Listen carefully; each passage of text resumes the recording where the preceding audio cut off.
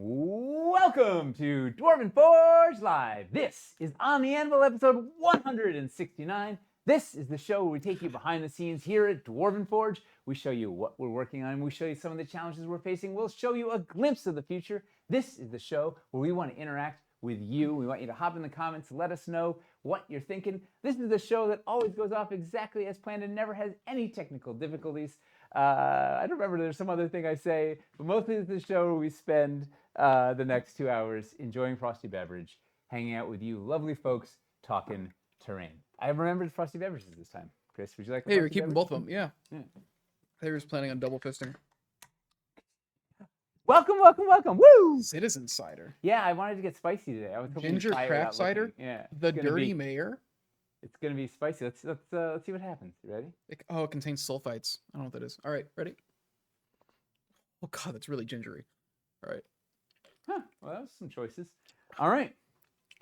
Oh, Well, here we go. What are we doing tonight, Chris? oh my god. Well, we're cleaning out our sinuses.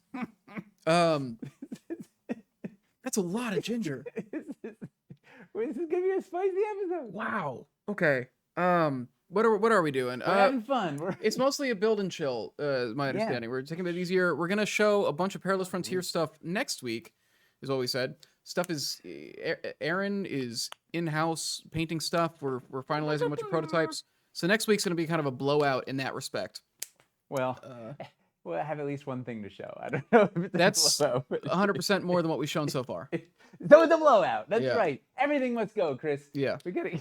Pretty sure we said next week. I Yeah, don't the know. 29th. The last Yeah, week yeah. of October. Yeah, Buying we as said, much time yeah, as we said can. next week. Yeah. Wilderness Encounter. We're doing that. We're gonna talk about just general stuff that's happened. It'll be a pretty freeform episode in that respect, I guess. Yeah. And we're gonna give away a $50 Dwarven Forge gift card roughly an hour into it. 50 Is next week a special Halloween episode? No, I keep forgetting that Halloween is happening. Oh, I don't. I've been trying to decorate like a maniac and build crazy costumes for my kids. I really gotta, You know, gotta figure it out. they have to Yeah. stop wanting to be obscure magic characters. People keep asking me what I'm gonna be for Halloween, and I just have not. It's a week away. I haven't thought of it at all. I recommend Vorinclex Monstrous Raider. Because that's No. what Grayson is. No. Okay. No. No takers, not buying it. No. No. Well, how about Sexy Titanic? No. Did I? I'm trying to think if I actually know any Magic cards from the brief time that I played. Jace the Mind. I remember there was a ship. I played blue white. There was some kind of ship. Perihelion 2. No, I think there was a D in there. I want to say Dawn Treader, but it's not Dawn Treader. That's the Narnia. Weatherlight. I don't remember. I genuinely don't Dawn remember. Treader. You were playing the Narnia set that they. They're gonna have it at some point. 100%. They're doing nerds They're now. inches away. They're doing what? Did you see the collabs that they like announced a couple No, of weeks because I back? just shut. I'm like, I They- can't even. My brain can't process. I want to keep it special in my brain, so I just shut down and ignore. They're all doing a set with The Office. Of it. No. It's getting to that level. No. It's yeah. No. Yeah. Hey, you know, at this rate, they'll do a Dwarven Forge set at some point. They're gonna run out of stuff to do. No, No, you not know? until Hasbro Damn it. buys us. Oh. Yeah, all ready for Furbies? Oh yeah, they're doing Furbies too. I don't know how you get mileage out of a Furby set. It's truly, it is just it is as cash grab as it Do gets. you see the stats on the amount of profit that Magic generates for Hasbro compared to everything else? These last two, some guy did a breakdown video just recently. It was like 82% of their profit is coming from Magic right now. Ugh. Like none of their toys division is losing money, like profit. They're not making money. Like the only thing holding them afloat right now is Magic. So they're just trying to shovel as many cards in there as they can as possible to like keep the company. Well, because all the kids aren't buying toys anymore. They're all just online. Like they're just doing all this stuff on the. They're just doing Fortnite, Roblox. Those kids on the internet. Yeah, they're just doing all that. So it's selling to the adults who collected cards when they were kids. I don't know. It's rough. And the adults who wanted Furby cards. Anyway, we're gonna give away $50, and we want to hear from you, right? The fun is when you Yes. hop in the comments, you let us know what you're thinking. We want to interact with you. This is why whole we do point. this show. Just be nice because we got a bunch of wonderful people here, and we've said it once. We'll say it again. It's so nice. These fruit flies are still here. Good.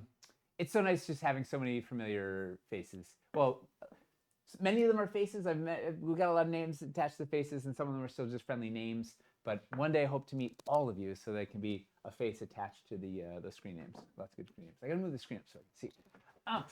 Apparently, they're not doing a full Office set. They're just doing a reprint Secretly with just Dwight from The Office. That doesn't matter to me. That's just semantics. The point is that they are making The Office cards. Like that's the thing. And I don't care if it's a SpongeBob set or not. and- Like what they're doing is Yeah, that's crazy town. that's not even something that truly just makes me sad. It's like it's just yeah. It's a brilliant game that's just getting devoured by capitalism. yeah. News? Shall we? Let's go to the news. It's the news.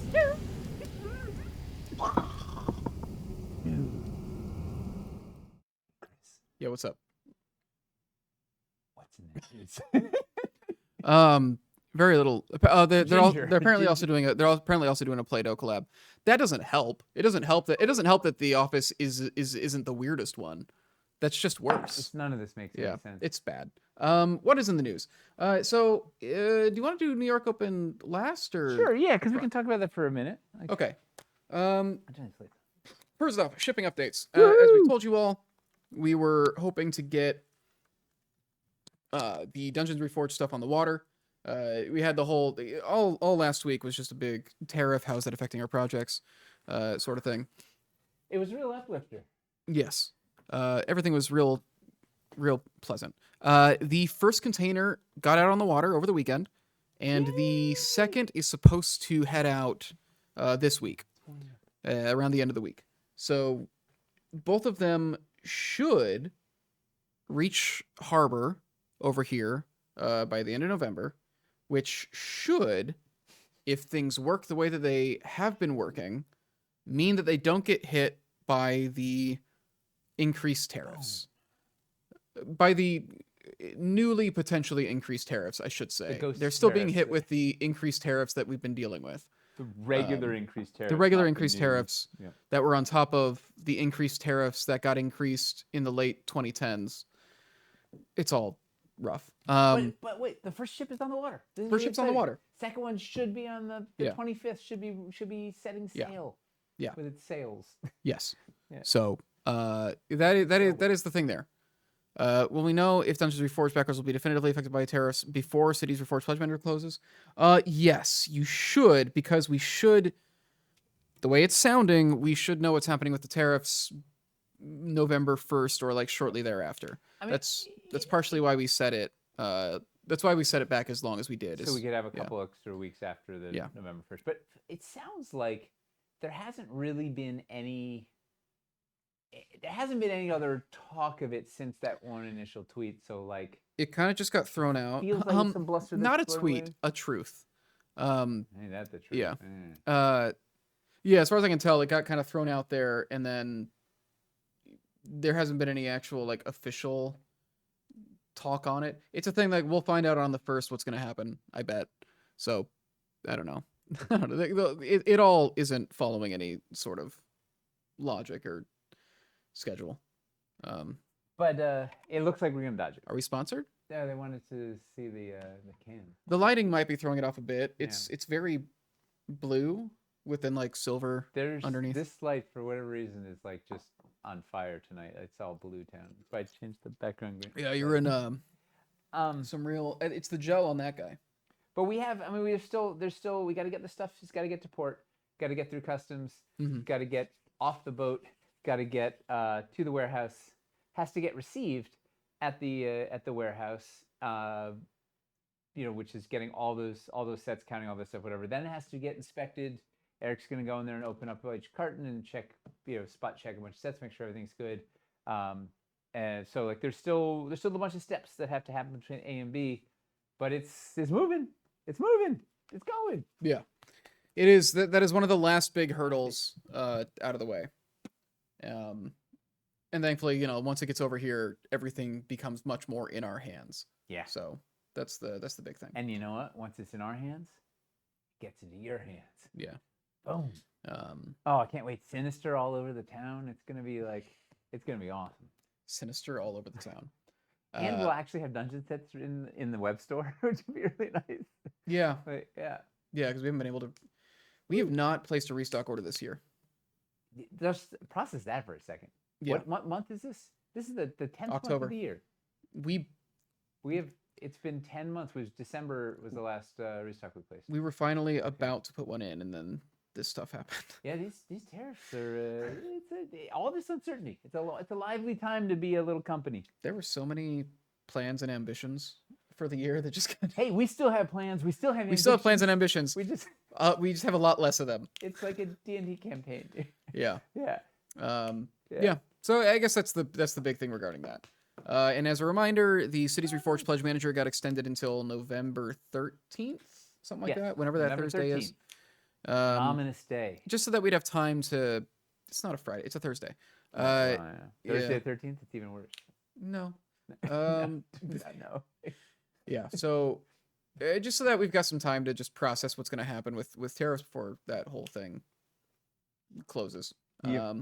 And hopefully, you know, the goal was to give you guys some peace of mind that hopefully this tariff stuff is set out so you can say, okay, I'm not worried I'm going to get dinged up with some stupid tariffs on cities and or dungeons. I can go ahead with my order. Can't you add another day? Once again, right before payday. That is true. We keep closing on Thursdays and people get paid on Friday. It's always going to be a bad time for somebody though. But it probably would be smarter of us to close it. Well, on a Friday, the sneaky thing you can do is forget to close your thing and then email customer support and like set everything up. Just don't hit submit and say, "Oh my goodness, I forgot to send my thing," and then they'll have to do it manually for you, and they'll really love that. True. But, we can do that, but don't everybody do that because it takes time to do it all manually. But yeah. Who asked for it? Was that one person? Jiraki. All right, Jiraki. You're the only one. That's it. Yeah. What do we got? Outside of that, Holiday Market or New York Open next? Holiday They're Market. both a little longer. Holiday Market. Holidays are coming. Hey, we're gearing up for a Holiday Market this time around, and there is. Chuck is recording this. We didn't say anything, Chuck. No consent. Holiday Market. Main thing is we're coming up with 2 bundles that we've been working on, and we're trying some new things with it. One of them that we've got planned is a bundle kind of like what we played 5 Parsecs on, where it is a Starforged and Ice Stalagmites bundle to make like a 2x2 with some line cover and some elevation and some area cover on it. You've got kind of like 4 quadrants. Right over there. Oh, it literally is right over there? I can slide in. All right, yeah. Yeah, explain what you're explain what you built. Like Chris had a really cool it was a cool plan. Yeah. So we're running with this and it's like it's using the I wanted to make one that wasn't just like the Starforged bundles we already have that we carried over from the campaigns. So what it is it is a mega bunker builder. It is a dynamo turbine set because we want to start working those special pieces, those stretch goal pieces into actual bundles and actual builds. Because they weren't in any of the original sets because they didn't exist when we launched. Yeah, so Dynamo Turbine is added into here, and then it is the Ice Stalagmite pack. It's literally just those 3 sets, and then the terrain trays will be suggested but not required, because some of you might already have them, some of you might want to use just mats that you already have, all that jazz. Suggested and encouraged. Yes. And so planning to have this targets like right around 500 painted. Which, of course, then it comes with a big gift card. And it's cool, like just visually. We'll see in a second. Like it's just cool to showing this stuff in a scene in a neat way. I don't know. Yeah, I thought it was a really good one you put together. I was pretty happy with it. Yeah, looks like outpost scenes from the Thing. Yes. Yeah. You could 100% do this for it's a little futury for the Thing, but not by a terrible amount. The buildings are definitely a little more advanced than the the research station in the thing, but yeah, so there's like a couple And objectives obviously, it's a there. toolbox. You can build whatever. This is an example of wait. This is Yeah, off yeah, by I was my about to say. degrees. Yeah. And and you could also use this for Starfinder or something as well, and make it a Yeah. make it an RPG battle as well. The nice thing is basically anything that'll work for a war game also works for RPGs. But this was created with like kind of that in mind. Hopefully, being able to target people who are playing sci-fi skirmish games, people who are playing Stargrave, 5 Parsecs, Infinity, stuff of that nature. One part of Icewind Dale too. Does Icewind Dale have? Spaceship? Yeah, does it? Crash Spelljammer? I know very little about it. I know they've got that. The dragon is like a very like that clockwork. It's like a metal. Yeah, the Charlatan dragon. Something. Preemptive for snow and perilous. True. Yeah, adding some snow banks around it when we've got those will be nice, but we don't need it currently. There's a crash nautiloid in it. Huh. Oh, well, there you go. That's kind of cool. Yeah. Crash nautiloid. The other, you'd use that for Star Wars games. Yeah. Totally do that. 1000%. Put that on a snow planet. So you do that for Star Wars, for skirmish or RPGs, because God knows they got enough of them. There are a lot of Star Wars games. Yes. People like this franchise. Which ones do you play out of curiosity? Are you talking like Legion Shatterpoint? Or are you talking like the FFG RPG? Or because they've had multiple. There's been multiple. There's like Edge RPGs. of the Empire. Is it Edge of the Empire? That's one of them. Shadow of the Edge of the Empire is one of them. Yeah. There was the original RPG from the 80s. Fantasy Flight's the newer wave, right? Yeah. Edge of the Empire. There we go. This bundle's about 500 painted. I think it's like off by a couple dollars. But I tried to target 500 or less painted for both of them. Seems like a fair target. You could use it for Battletech Mech Warrior, actually. Yeah. You could also do that. Speak the devil, you've got Mech Warrior in your name. I need to play Mech Warrior. I got all this Battletech stuff at the office, and we just don't play. No one to battle with. No Edge of the Empire, Age of Rebellion, and Force and Destiny. Force and Destiny, I think, is the one that I played. Yeah. So we've got that, and then we've also got a Swamp bundle, which I think would be harder to show. Where we're kind of taking a new approach with it. So it is the Swamp Texture Mat, and it is the Swamp Builder Islands pack, and then what? And it's the Fellborn Trees. So you've got and a Swamp Starter set. And then it's the Bayou Barge. Wait, and there's more? And the LED Basilisk. The idea of it being that it's kind of making a full encounter.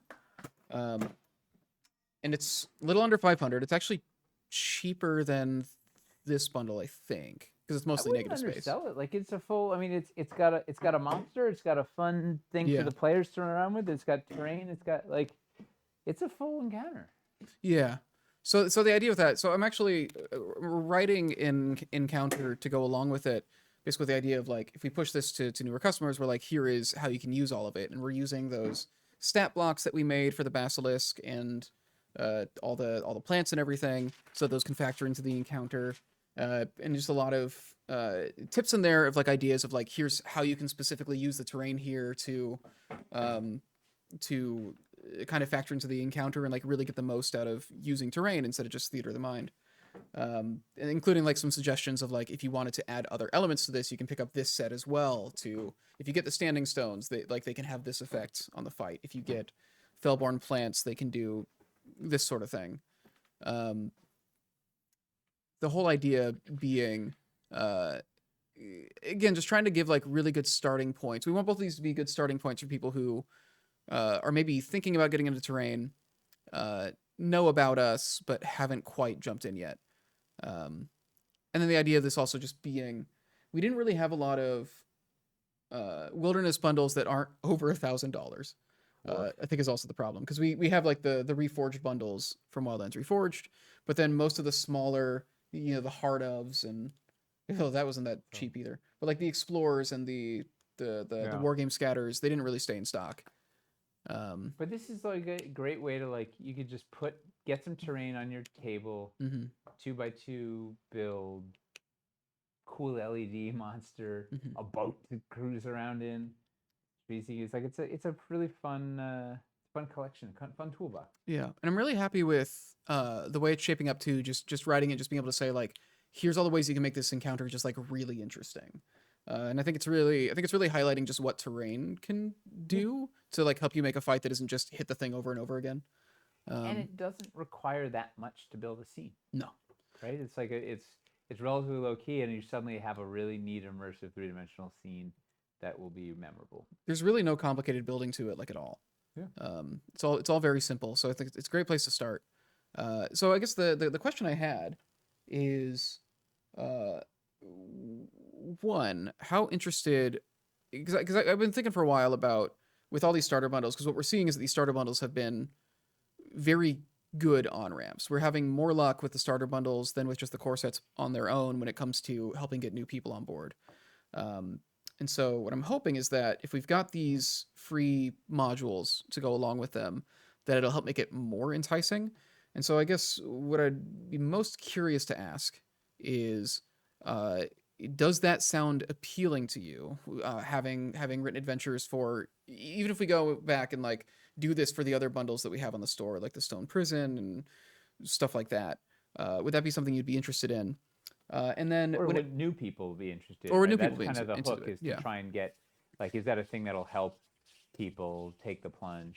Yeah, if you can think back to when you were getting started on Dwarven Forge, if you were like a fairly recent addition, you'd probably be in the best position to speak on this. But would it have made a difference for you? Would it entice you more to jump in and buy the thing if it came with just like a free supplement for doing a one shot on it, basically? And then the other question I would have is, for something like that Starforged bundle, we could do D&D for it, but it feels like a bit of a Stretch. a bit of a stretch. If we were to do a war game scenario or something, what do you think would be the most appealing? Or should we just stick to doing something like Starfinder, or should we do both? Are there war game scenarios that games that you think would be worth kind of designing something around? Because then if we can do that, then in advertising, if we push these bundles, we can push it towards people who play that specific game and then say that like it comes with this thing. Frosthaven would work. Random stuff only 2 years. Have bundles. I have to say it's probably Kill Team. 40K is just so popular. True. The thing that worries me about getting into 40K stuff is, even though that is the biggest game, it is also the game that makes its own terrain. And is very litigious, and people have there's a lot of Games Workshop or nothing kind of like attitude where they they only want to be on the official thing or whatever. Star Wars Legion, writing a scenario for that. Not a selling point for me, just a bonus. Superior misses, no. Gift card or bundle discounts the bigger incentive, in my opinion. Web store price increase has been rough for pitching DF. Lots of folks priced out now. Oh, yeah. That's a cool one. Doctorate evidence is like a supplement showing 3 different ways you could do using that same bundle. Like, what could you do? 3 different things you could do with that bundle. That's pretty cool. It'd be cool if the bundle could support it. I don't know. I don't think this could, but like, I think for philosophically, the showing, it's like in the Lego box where they show alternate builds on the box. Like, 40K does have a very specific aesthetic. That's true. Skulls everywhere. Yeah, we're not really doing the kind of gothic thing with Starforged. Finding game to partner with for social cross-platform promotion. So we do have a couple of those that we could reach out to, and some that we've kind of been talking to. Through a build guide would be the best. Mothership. Could you crowdsource it? Just run a challenge like the build challenge, but have members of the DF community submit a one-shot for the build. There is a StarCraft game spinning up. I wonder how that's going to play. Is that already out, or are they just talking about making it? 40K is definitely more GW or nothing, but AOS and old world communities are more open. Very true.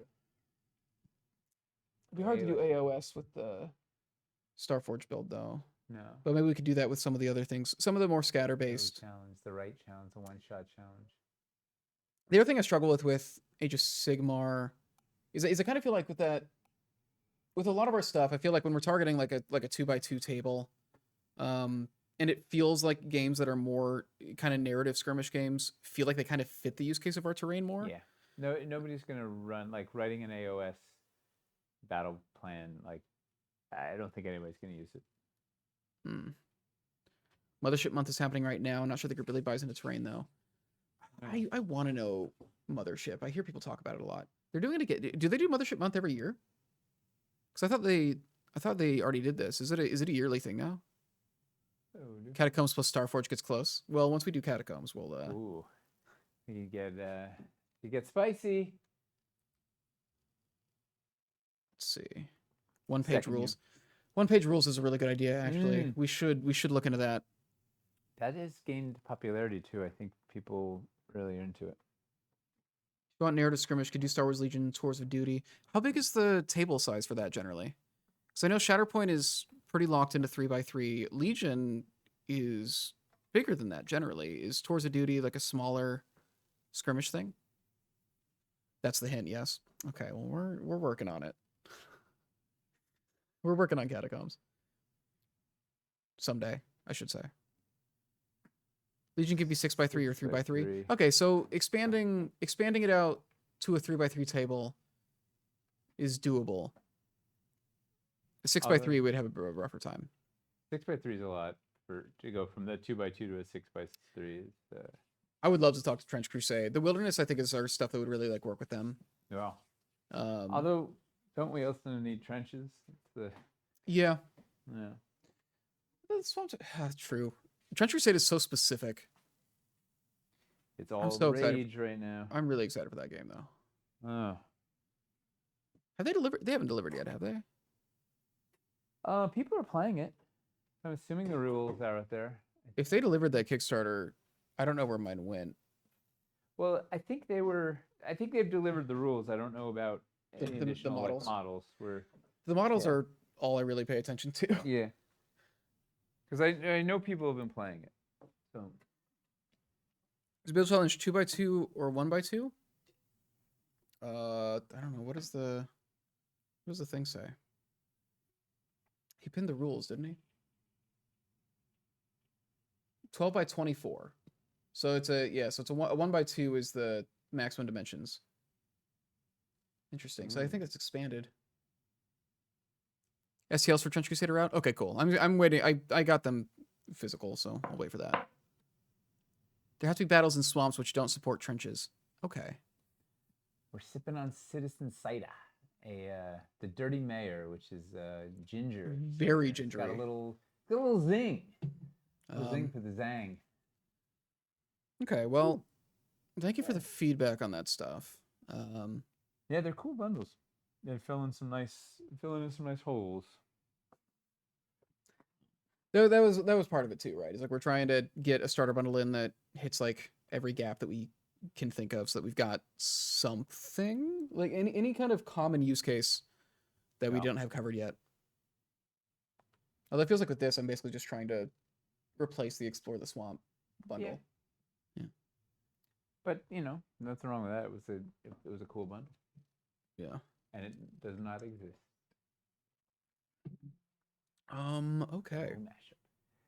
Well, the last thing I had, speaking of wargaming, is the New York Open. New York Open. Which you and Mace went to. This weekend. And you know who else? Well, first of all, the headline for this was, so Mace and I were there working. Hamster was there playing. Mm-hmm.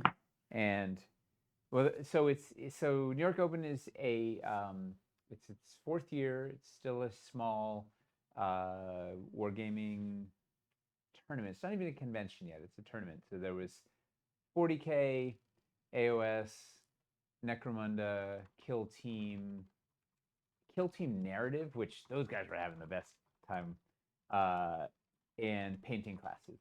And then we were at one of two vendors. There was a Wargame, brand new company called Wargames Atlantic.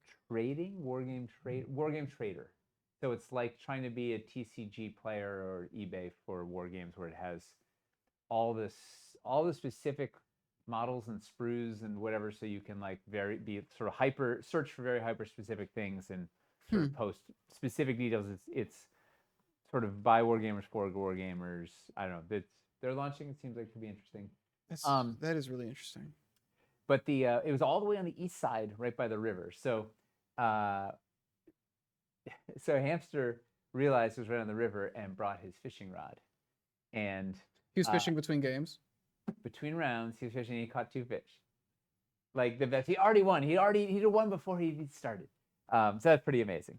But and he played in AOS and he took 7th place, which is amazing because there were some absolute heavy hitters. Jeremy Vessier was the top 10 worldwide, and Noah Singh, and who's the other hit? There were a bunch of it was a very competitive meta. And Hamster beat all of them. Well, no, he didn't beat any of them, but he beat enough of the scrubs to take 7th, which is amazing. It was a good fight, and it was wearing his Dwarven Forge shirt with pride. But the couple of cool things that happened. First of all, we sent an email out to anybody in the New York area, and a couple of people showed up because they sent out an email, which is cool. So we got to meet a couple of folks. One of them was literally lived 6 blocks away, and was like, I had no idea this existed. I saw the email last night, and there's a painting contest. So he's like, I brought a model I painted and put it in there, and he's like, I've never entered anything in a contest, and I got to pop it in here and join the thing. And someone else, this other guy showed up with his son, and who was into Warhammer and went to check it out and whatever. So it was neat. But a couple of fun things happened. One, the thing that Chris says all the time is most gamers play multiple games, and a lot of gamers play a lot of games.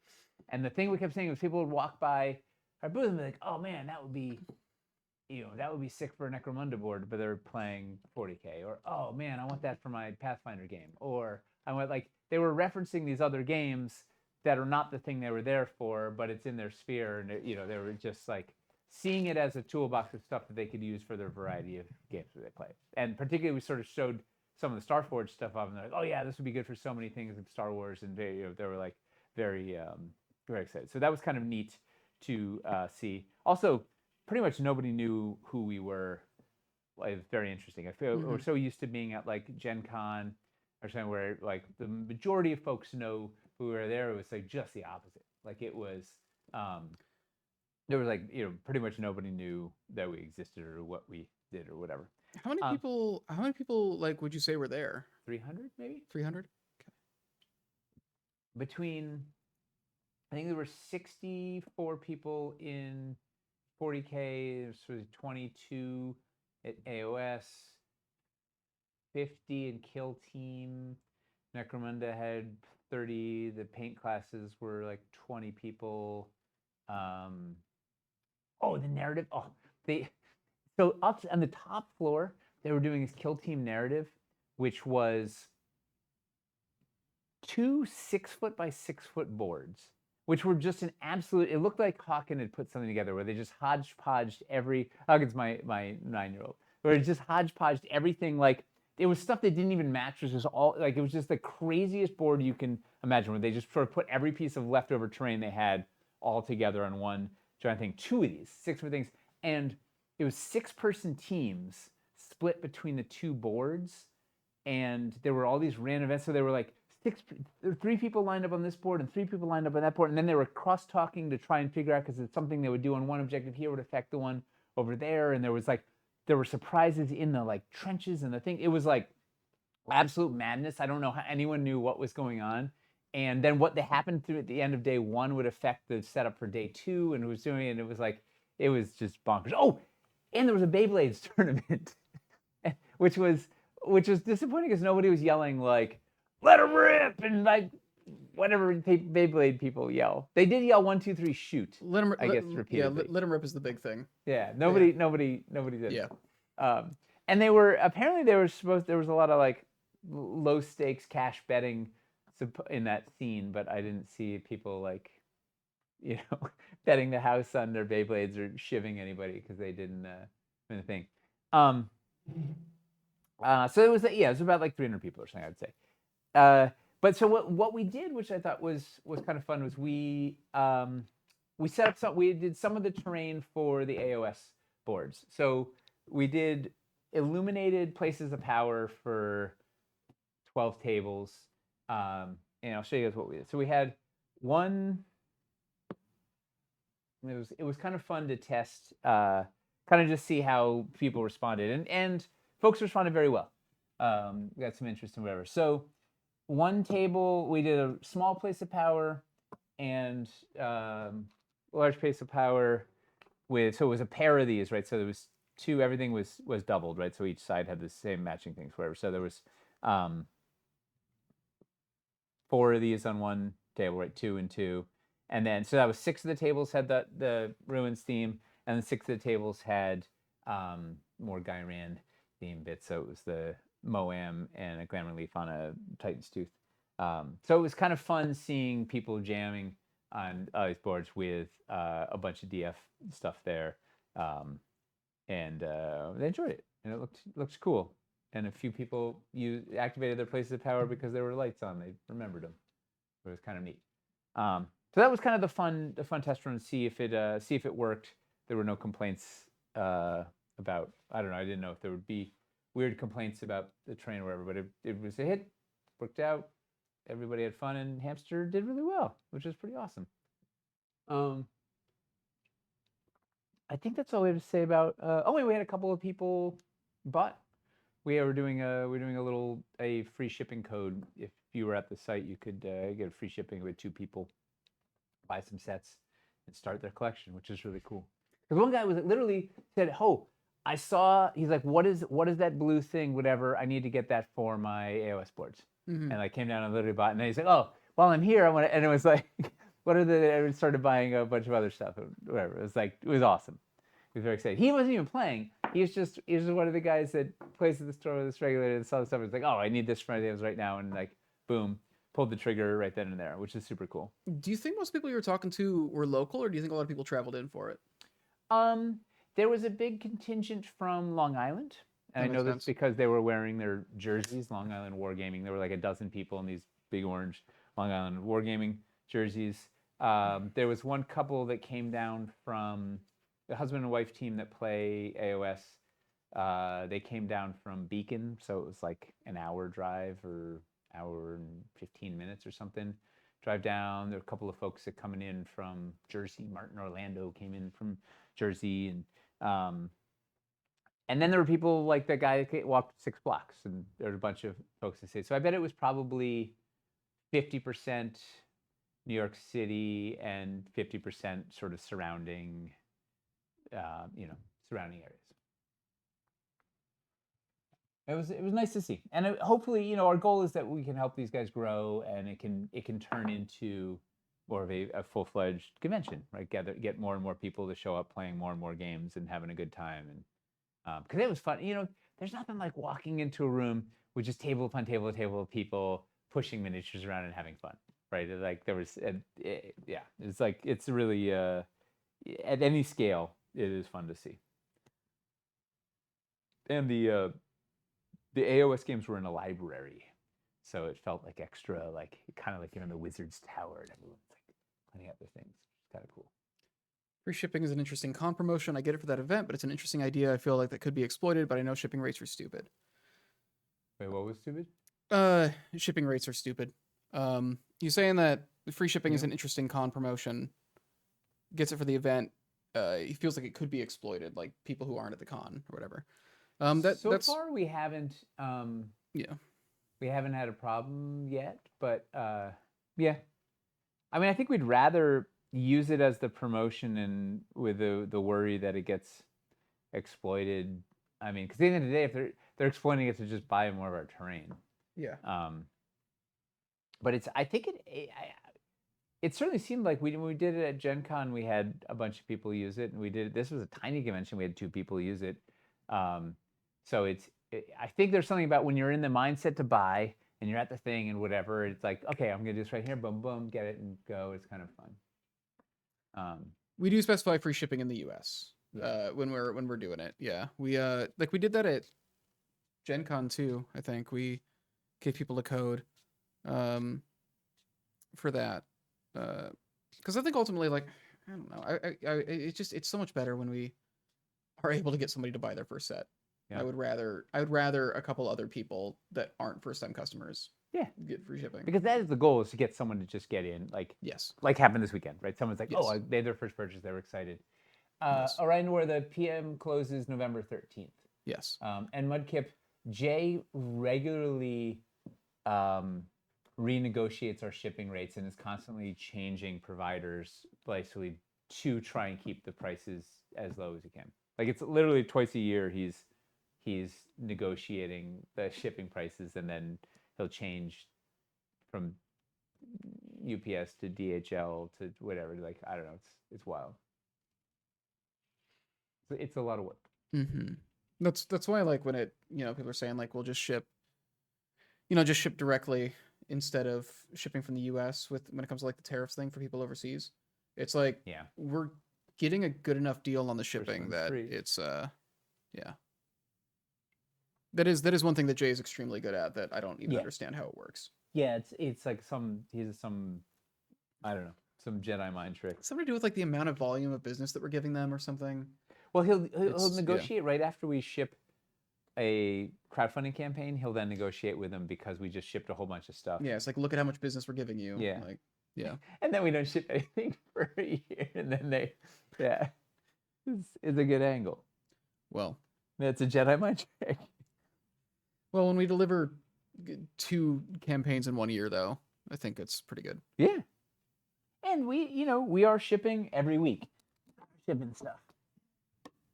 Wish you could pull off selling at cons. I know the tax aspect is peculiar, but I feel like you have a number of interesting con pieces.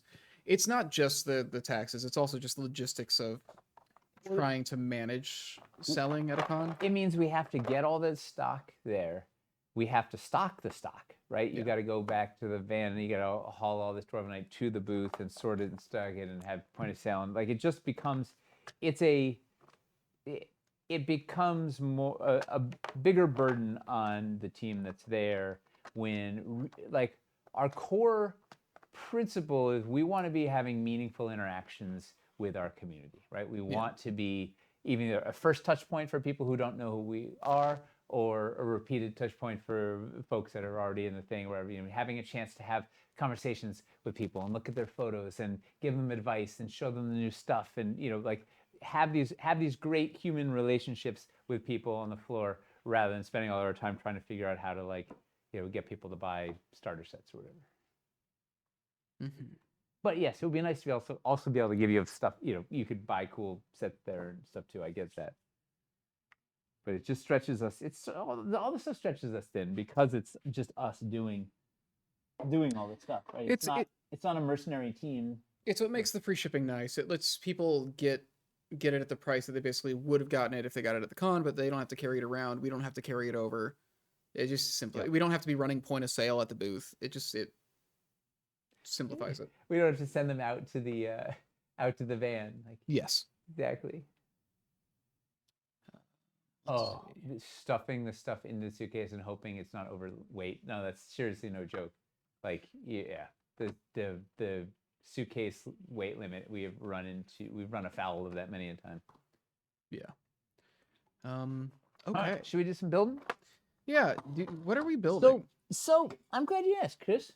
So I was gonna start sketching out the Cities Reforged build for PAX, which turns out it's coming fast. It's like in a month. Yeah, which is actually really soon, right? Yeah, almost it's just under a month now.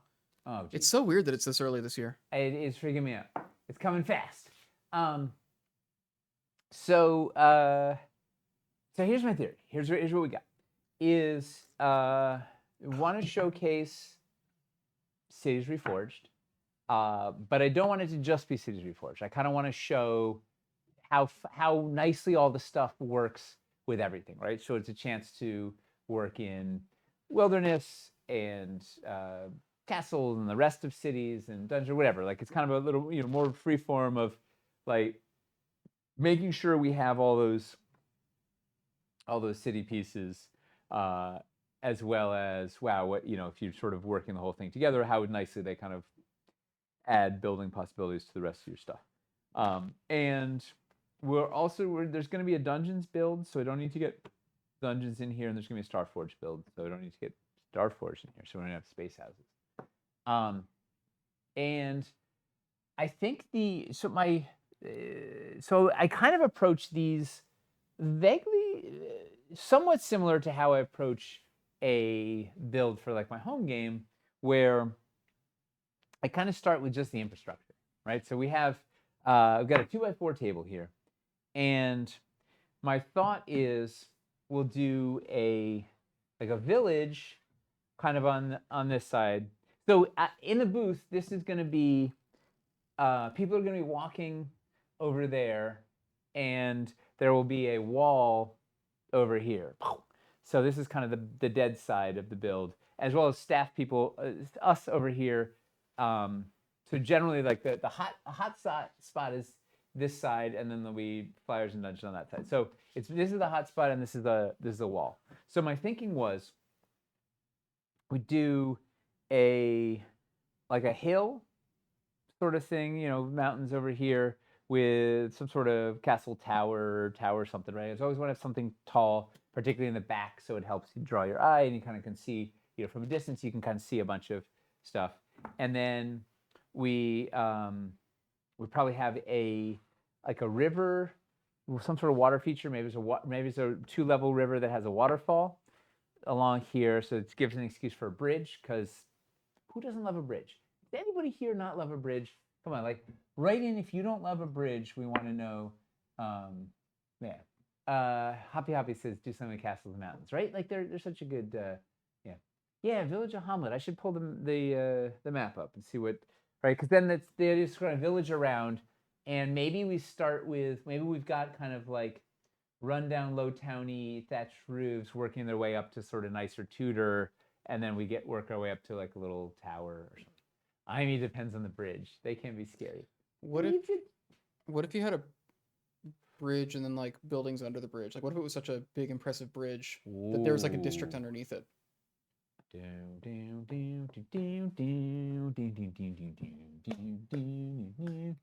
Deliverance? No, it's Under the Bridge by Red Hot Chili Peppers. The only challenge is we'd have to get at least 6 inches high, right? If there's going to be a bridge, if there's going to be a building, that's at least 4 inches high, right? Yeah. Because it's a 1-story building plus a roof. And then you need clearance. And then we need a bridge, so really it wants to be 8 inches high, so there's enough clearance between. Is there something else we can put? What if there's like a cave, because fundamentally this is the right having a cool thing, like there's life under the bridge, is like, that's the spot. What can we do that's not a 4-inch building that can shrink us down a little bit, like. Instead of buildings under it, what if there's like a ravine under, and then like another bridge, like a rope bridge across down there, and there's like a scene playing out down there, and then we've got. Should we do like a big like urban elevation, like cobblestone bridge is the main one up top? Feels like it wants to be something big in stone that's going to lead to the castle, right? So it does want to be big and grand in stone. Need elevation, ravine. The Ben Franklin Bridge in Philly is terrifying. Rope bridge and character. Wait, what did someone say? I don't know. Favorite sketchy bridge. People are talking about bridges. I guess I asked for it. I guess. Just roofs with a dungeon door in front makes for short A-frame hut type house. Oh, that's an interesting. Yeah. Or we could do like Shantytown with like the market stalls or something. Maybe there's some low. 2 waterfalls, dwarf reliquary statue, with the buildings along the. Buildings on the bridge. That is awesome. Huh. Make it a big extended. So I guess you could like spread out the. That actually is pretty cool. Okay, so you got a long bridge. Because we can expand the cobblestone out to have like kind of bridge plaza. Yeah, can we do like a support structure Yeah, underneath? yeah. This is the worst part about it's asking the internet if it should get a kitten, right? Like make a 9-level high bridge that has things on it and also things under it, and also God, fry. How about walls with doors along the cliff wall? Ooh, built right into the cliff side. That's cool. Like a couple of layers of cliff that have some doors in there. Could use the dwarven door, um, Mm. or some like yeah. That's a fun. Um, yeah. Like cave dwellings in New Mexico, totally. Like built on the side. I could use the little stairs. The little stairs down. Okay, so let's do some quick roughing, right? So this is so. All right, we're back to the premise. When I'm building, I will start with just some rough infrastructure, right? Like kind of block out where the elevation changes, right? So I can I can stilt out whatever I'm doing and kind of just get it's sort of like Minecraft or something, right? I just have the big blocks of like this is gonna be this high, this is gonna be this high, this is gonna be this high, and then you kind of fill in all the blanks. But like you need to build the infrastructure first. So I'm thinking I should get a waterfall here too. I'm thinking we do. I kind of want to do a waterfall, right? Because waterfall always looks neat. So let's just rough this guy in. Oh, and I'm using battle boards under everything because it's so much easier to move the stuff around on battle boards. Like even though I only want these to be terrain tray height, I'm just basically everything is up an extra floor height as is on battle boards, because particularly when you're building on the convention floor, it's so much easier to drift stuff around if you realize you need to move it 6 inches over on the table or whatever. You can be the whole thing, or I don't know. There's been just times where we have to shift a whole thing, and it's such a pain. If it's on battle boards, it's so much easier to move. So everything is going to start at a battle board layer and then usually build top from up. You could have buildings that are supports for your bigger bridge. People like building on top of each other. That's true. This is true. Bridge over a volcano. Like the build a canyon ambush with a bandit camp. Bandit camp is a fun. Wow. Oh, okay. This is an absolutely unrelated question. For perilous frontiers, two diametrically opposed biomes. Oh, barren rock to forested hillside, lava to ice, extreme. For perilous frontiers, do people think that we should make battle boards? Let's give you more specific. How many people would buy textured battle boards of sand or snow? So you could have sort of, if the idea is kind of a lot of, I don't want to say featureless, right? But it like kind of just plain, but textured, right? It's got those things like just if you want to build out fast, like generally deserts or Arctic wastelands tend to be pretty flat, right? If you want to just get one fast, would you throw down textured battle boards and then you spruce it up with some dunes and some plants and some rocks and some whatever? Holy moly. That is a yes, yes, yes, and yes, yes, yes, textured both. Not if they're not magnetic. They're not going to be magnetic if they're textured. Yes, yes, all textured. Yes, sculpted. Yes, yes, sculpted. Yes, I'd buy 6 without hesitation. Battle boards are the best. Non-magnetic battle boards is a deal breaker. But the problem is, Paul, with the texture, we can't get the metal. Like the metal is like an 1/8 inch off the surface. Mortal Engine, first time chatter. Yes, love it. If they're That's cool. exciting. Unfortunately, they're going to be really cool. boring. They're going to be really lame. For that large a coverage. Not a board or tray person. Okay, but you wouldn't buy it anyway, right? You're not a tray person, so that's right. Not if not magnetic. Probably still won't use battle words, so prefer mats, which makes sense, right? 100%. It's just kind of a different. It's just kind of a different ocean job. bottom. Oh, yeah. If unpainted is an option, they would assume they'd only be available painted. So then would they be a no? Is it? Oh, well, then need to be a bigger magnets. Yes, sculpted. Sculpted are going to grid or bust. Magnets are a lower priority. Beach or underwater floor seem good. Maybe if only have terrain trays, no battle boards. Yeah. Maybe. Definitely if sculpted. Wide space. Interesting. I'd get a mat over a battle board for that type of terrain. Yeah, that makes sense. It's interesting because my assumption was people would use mats like you'd throw down you'd rather throw down a mat than battle boards, but it seems there's a resounding cry for sculpted battle boards. Well, I think it depends on what you're trying to do. Like they're two very different. Yeah. They're two very different objectives. A battle mat versus a sculpted battle board. Yeah. How are they different objectives? Well, the structure that you get from a battle board compared to, like people are talking about doing like large elevated areas. Like lofting it up like this, right? Yeah. Putting You're gonna have a really rough time doing that with a mat.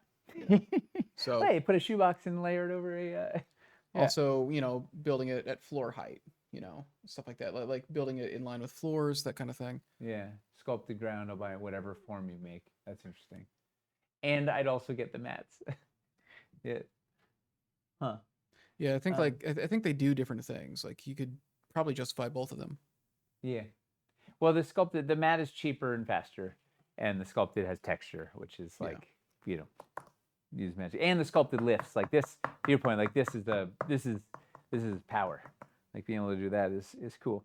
All right. Well, so that was it. That was a very interesting. I mean, there were a lot of yeses in there. People generally love battle boards. Yeah, a lot of exclamation points. Would love to restock the ones that That we've already people made. love. Yeah. Yeah, can you guys get on the phone with the White House and straighten out this terror situation? Thanks. Yeah, that'd be phenomenal. Yeah, we will free battle board to the first person to get that sorted out. I still think the existing texture mat texture would work fine for both snow and sand. It'd be interesting to test out. You can kind of get Except a shimmering. that it's glossy, but Well, maybe that'll work though, because like if snow. You've seen some. Well, even for sand, like you see some. Yeah, like the fine grains of sand, like the way they'll catch the light and everything. That might work. There may be a mat. What is that buzzing? Probably the legions of flies in here. It's like the. Oh, it's this 650 is buzzing like crazy. Maybe there's a matte finish version.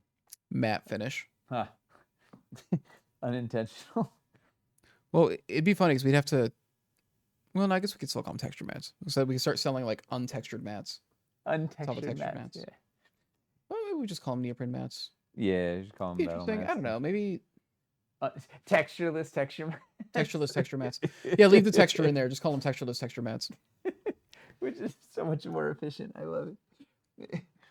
Well, some people don't get them confused with the textured ones. Hey, low brass guy. Good to see you. Well, the battle boards come glittered. Yeah, the whole campaign's going to be glittered. Triple glittered. We've got 3 different sizes of glitter, didn't we? We explained it last week, I think. Yeah, we went over it the whole time. Yeah. We're still working out the glitter bomb technology, so it'll like explode out, but haven't we already been threatened with glitter? Yeah. I don't know if I would call it a threat. Glitter's a threat. I'd call it a favor. You call it a favor? Yeah. We're doing you a favor. It gets you a little spice up your life with a little glitter. No, it needs more. It just makes things a little more fun. All right, so I'm gonna rough in. Again, sort of sight unseen or not planned, not fully formed anymore. Stilts. I'm already out. I'll tell you what. There's so many ways I can never have enough biscuits and never enough stilts. Like, give me a bucket of biscuits, a stack of stilts, I'll take on the world. Edible glitter is fun twice. Yes. Man, if we miss any, black sand beaches are pretty reflective. True. I think the main thing is we're not doing, I guess, spoiler alert, we're not doing black sand as our main thing. We're trying to do a more general. Or are we just trying to throw people off the scent? Yeah, maybe we're doing 2 hyper specific. We're doing black sand and yellow snow.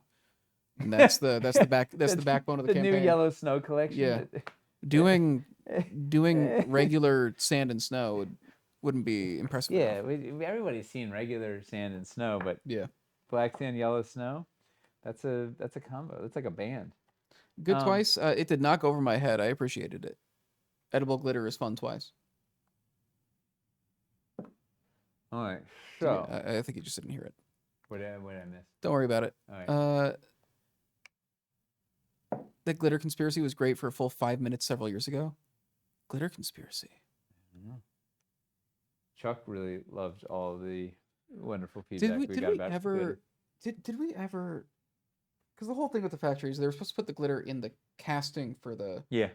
Well, that's what we did with the Wall of Force. prototypes in Dungeons of Doom. The Wall of Force, we put glitter in the resin when we cast Walls of Force. It looked really cool. It was like floating in there, and it was like textural. It turns out you can't just like throw a bunch of glitter in the does it injection mess up the molding machines? machines. Yeah, that's fair. Yeah, but Didn't we tell them to stop putting glitter on them though? yeah, that's And what they they kept doubled down. and they kept doing it. Yeah, Yeah. They- All right. they sent us a glitter bomb. We got to get them to this stop thing. at some point Yeah, because those are great pieces. We got to get rid of that glitter.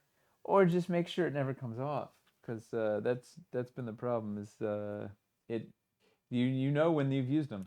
Some ice resin sets that are yellowing a little. That's the issue with those. Yeah. Yeah, the yellowing. They of that yellow over clear. time. I mean, doesn't snow always yellow over time? No. No, your dogs are out long enough. No. Most recent unpainted restock was fine. That's good. But I think painted, I don't know. We need a giveaway word. What's been a hot topic? What do we I don't know. what do we What did we what, talk are- about what have today? people been talking about? What are the topics of the day? What did we talk about today? Bridges, glitter, yellow snow, glitter, hot topic, yellow snow, glitter Seen bridge. a lot of glitter. Wargaming, perilous, yellow snow. Got 2 votes for yellow snow. Glitter and bridges are both up there. Bridges in Nassau Bridges in County. Nassau County. That's where I've seen a the lot of bridges. the Long Island Game Expo, whatever is in Nassau County. Mm-hmm. If you want a chance to win a Dwarven Forge, a $50 Dwarven Forge gift card, woohoo! go ahead and type bridges in chat. Bridges. It's got to be plural. Maybe I should have just made a bridge, but it's bridges. So you gotta make sure you get the S in Yellow there. number 5. Just type bridges in there. Not case sensitive. You can use it in a sentence if you want. You can do whatever you want with it. As long as bridges is somewhere in your message, you will be entered, and there it goes. If you had anything you were trying to actually get us to read before right now, wait for this to calm down, and then post it again. There's way too many messages. I cannot read. Everybody's doing Jeff Bridges. I almost Jeff just made, Bridges. as in Todd Bridges. Yeah, I almost just made the giveaway word Jeff instead of Bridges. Yeah. Bridges of Madison County. How many bridges of titles are there? That's the only one I can think of. 2 people have done Bridges of Madison County now. That Red Hot Chili Peppers song about bridges. Terabithia? Isn't that Oh yeah, but there's only one. Yeah, singular. Bridge to Terabithia was wild. Bridge over troubled water? Singular again. Yeah. And you said bridges of. Yeah. The 59th Street Bridge song. Bridges of Feeling tomorrow. Simon and Garfunkel. Bridge too far. Bridge over troubled water. Man, bridges really get used for a lot. Mm. Now that I think about it. I mean, I use them every day to get here. Fair. Bridge on the River Kwai. Oh. Bridges of Lloyd. Bridge too far has come up a couple times. Bridgerton. Bridgeserton. Town of bridges. Bridgeserton. Finding bridges and not burning them. UEP Long. And plans about finding bridges and not burning them as you cross. I don't know about that. Yeah. A lot of people make a lot of swear by burning I'm bridges. not gonna say a lot. Some people make a lot of money burning bridges right now. True. My bridges. Is it a 2x8 for the build? Is that like the amount of space you're being given for it? 2x5. I have another feat, but 2x5. I was gonna start on the hard part, and the rest will peter out. So what we have here. So like just trying to sketch out. You're thinking the bridge on the back, right? Thinking of bridge here, right? And I'm giving myself. If we're gonna work in a waterfall, We need an elevation change here. And Waterfall or lava fall? uh, water. Okay, yeah. All right, that's fair. That's totally But fair. and one thing we could do. So right now I have this is land. It could do a turn in the river and make this water. Um, the advantage to having it be land is then it's an excuse for another bridge. Like we have a kind of a low bridge and a high bridge. There seems like there's something fun there. Um, although we could do water and just do kind of a combination of like scaffolding and bridges, like low bridge off on the water. Maybe that's more interesting. Oh, okay, okay, wait. Wait for it. What if this becomes waterfront, right? It's waterfall spilling out into We open. use like the breakers. Yeah, right. And then this becomes like the port, like then this is like kind of almost like the lighthouse, right? There's a castle towery thing here, right on the cliff. With the breakers and water, we could have some kind of docks and whatever with water spilling out into it. And then that transitions into town. Because also, I want to put a water wheel in this thing. So would the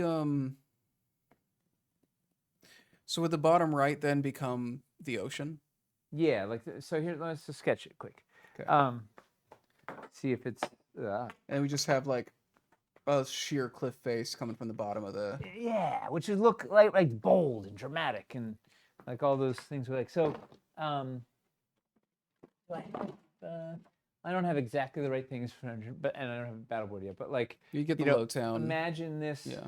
Yeah, like that. Like I'll get the. Hang on, I have the other one here.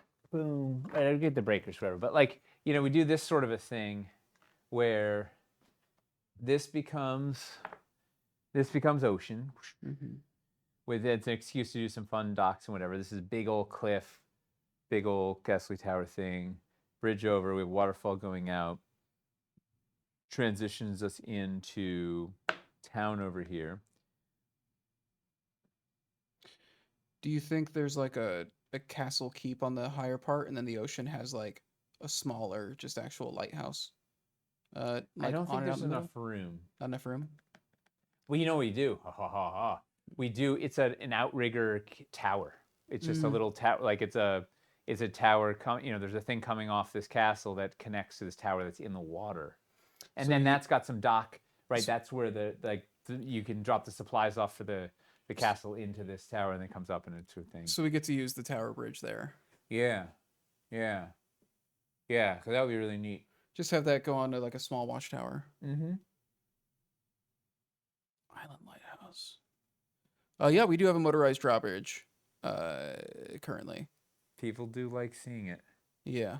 They do not like buying it. Because they can't, because it's sold out. Which means that we don't like restocking it. Yeah. We could do the motorized drawbridge and have it drop like the bridge ends mid-river and then have the motorized drawbridge and demo that thing because people love seeing that demo. What's fun is it can then like kind of extend out into like kind of a plaza there with like room for it to come down. So there's like stalls or something set up.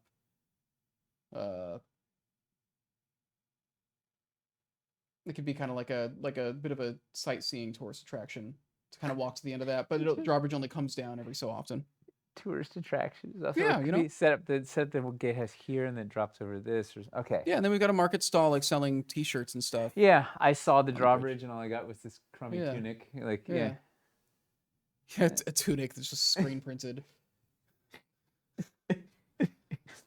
Get foam fingers. You got to put that in a D&D game. Yeah. Somebody's just like really leaning into the tourism industry in Greyhawk. It's a bunch of gnomes that are just like, Does anybody take gnomes seriously in D&D? Yes. They do? Okay. Yes. Who?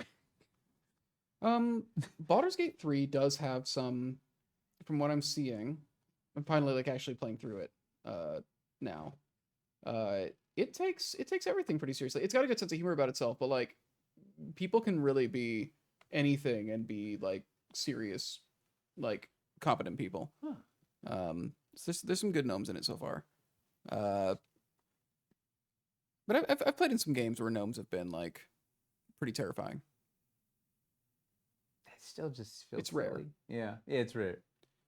And It's maybe that's rare. what makes People... them terrifying is you're expecting them to not be, and then when they like, the Yeah. gnome berserker hits you Brazilian puts your name, it's like whoa. Because some of the things that like, yeah. So let's go back to like I like it. So what's fun, what's fun about this is we're figuring out story as we go, Yes. right? Like, and which is kind of how it goes. So like the idea that there's, a turn from a lighthouse to a tower. This is a place that they're getting supplies and there's a loading. So like now there's like a story around this and how this thing works, and like the idea that there's, maybe there's the marketplaces out here near the castle because that's the scenic spot, and we've got a waterfall.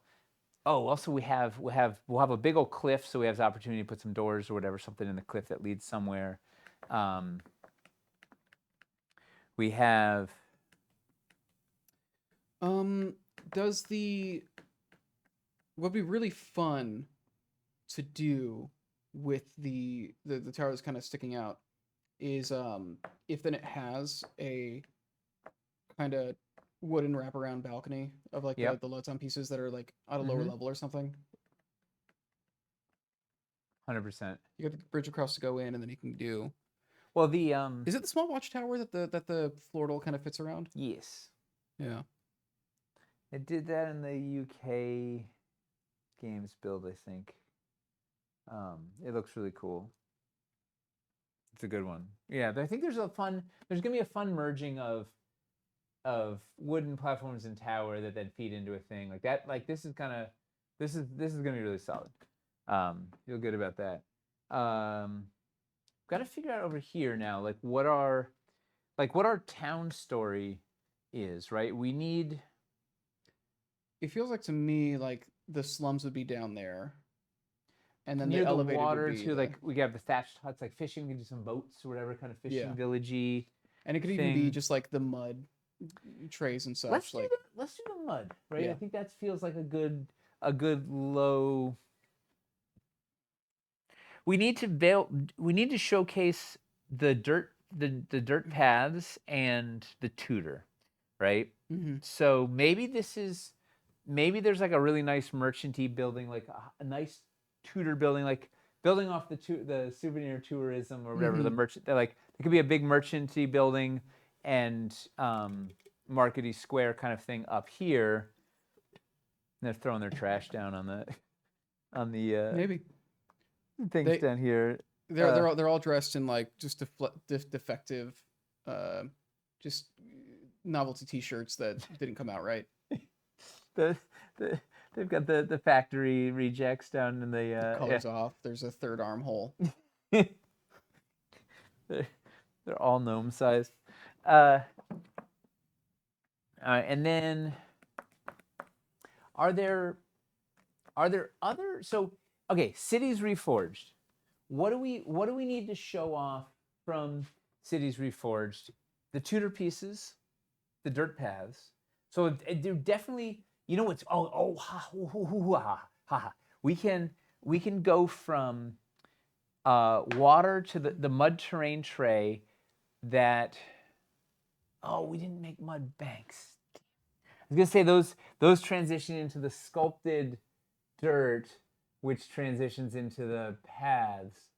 You can still make that work with the grass banks potentially. Yeah, I just wanted it to be dirty and muddy. Like, yeah, we can do it with grass banks, but I wanted like just dirt. Dirt banks are the big thing that's missing for that. Yeah. I wanted it to just be like a filthy, like the scene of Monty Python and the Holy Grail where they're like the peasants are just like picking up muck. Mm-hmm. They're like harassing him about being a king because a retard lobbed a scimitar at him. But we could probably do it with these. You would just have to like go into a kind of grassier area, but then it can, using the advanced pieces, you can have like a bit of grass and then it kind of just opens up into a mostly dirt. It could be just enough grass to make it work and then mostly just mud, like trodden mud. Scaffolding palisade situation.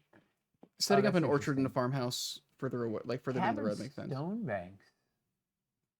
There's some good filth over here. Yeah, there's some good. Some scaffold or palisade gate situation between the waterfront and the market. Yeah, that's fun. Um, yeah, we can. I think we can. We can probably get something like that.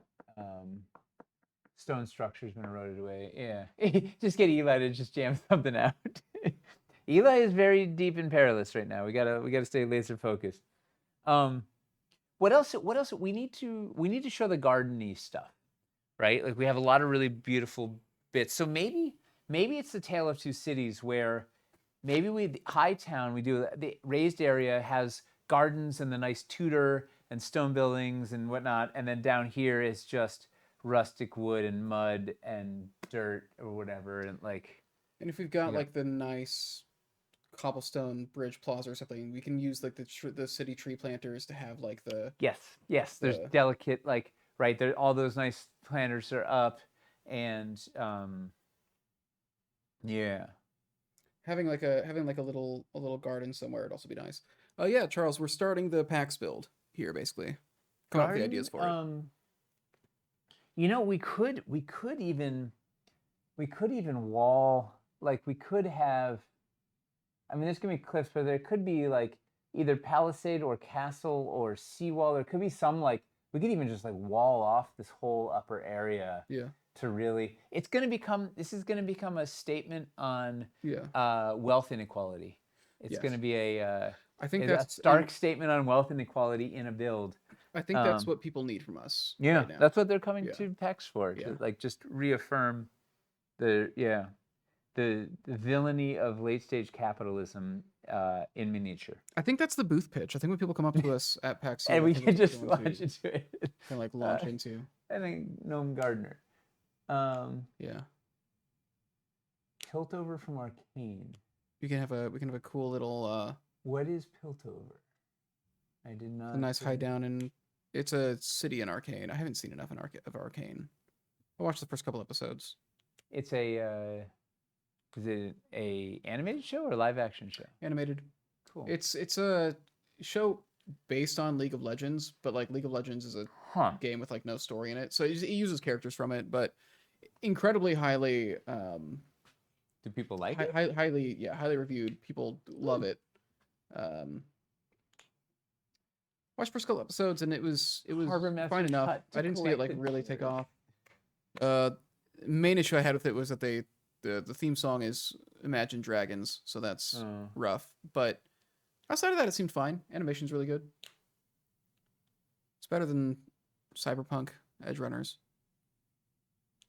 Make sure you get plenty of peasant minis. Don't let a League player hear you say it has no story. In the game itself. I mean, aren't you just there's throwing no story troops mode at each other? Like, yeah. There's no story mode in it. The I build mean, needs so more every bridges. character has an implied backstory. It's the thing where like the story's not like in the game. It is. You're just trying to kill each other, aren't you? Like. Yeah, like the gameplay is just a multiplayer game. It's like saying it's your squad of 5 versus their squad of 5. it has right? it has a story in the way that like baseball has a story, where it's like, yeah, if you go out, if you read all the stuff outside of the actual games and you follow all the stories, and you know, it's extra work. It's not just playing the game. Mm-hmm. All right, so here's my next question. Wait, is there anything else from what else was in Cities Reforged? So we can get some gardeny. We like decorate up this upper area with gardeny and whatever. So we've got gardens. We're gonna have the dirt paths. Probably do beautiful dirt paths between the buildings up here, and then advanced builders do a lot of mud, whatever down below. Then there's what else do we have? We get the new trees in here. We have the new Tudor stuff. The ivy will be on these upper bits. Oh, the well. The well can go down in the low. In the low town part.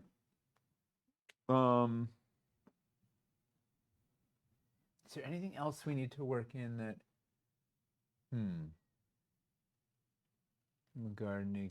Okay, so then, all right. Let me rough in a couple. Here, this is a stand-in for this is Lowtown.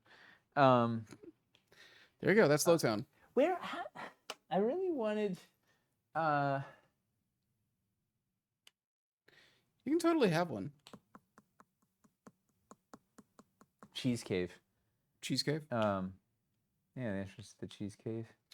Oh man. Well, I mean, what should be done at some point actually is the cliff on the far right side should have like a hole that you can see a cave inside, like somewhere, for sure. Well, this is a wall back here, so we're dead to the world. Like, what I often do with a raised thing, like if this side was open to if this side was open to the public, we could have it open and do like a neat layer cake thing. But there's not a great opportunity currently for like a layer cake thing where you can kind of see a cross section and cave inside. Could be fun storytelling, just even if you can't see inside it. If maybe like the lighthouse watchtower that's coming out too then has like a second like bridge out to go into like a hole in the side of the cliff, and or we something. put a little light in there, and it gets exciting. Where do we put? It's weird to put a water wheel in. If this is like the ocean, it's weird to put a building with a water wheel against the ocean, right? Yeah. Although maybe there's enough momentum coming off the river that it. You'd want it off the river though, not off the ocean. Yeah. But if we're doing it off the river, it's going to start getting cluttered if I'm trying to do a bridge here and a thing with a water wheel. It might not just be. It might we just start not be. running into each other. Okay, unless it's being run off the waterfall. There's a second river, right? Because we have another foot. So conceptually, the orchard. Set up an orchard over there that has a river. There's yeah, and that can be like it could be like and powering the mill or something. The mill will be down in Lowtown, like industrial. That's where all the workers, are working at the mill. There's a beautiful orchard and garden that then spills down into like Or there's no river and it is powered by peasants running on it. It's a tread wheel. They're barefoot peasants rolling in the wheel. Naked river, not worry about an ocean. I think the ocean opens up a lot of, like, having a lot of water here is going to make for a lot of interesting opportunities to do docks and tower in water and rocks. Like, I think it's going to texturally, give us more visual oomph.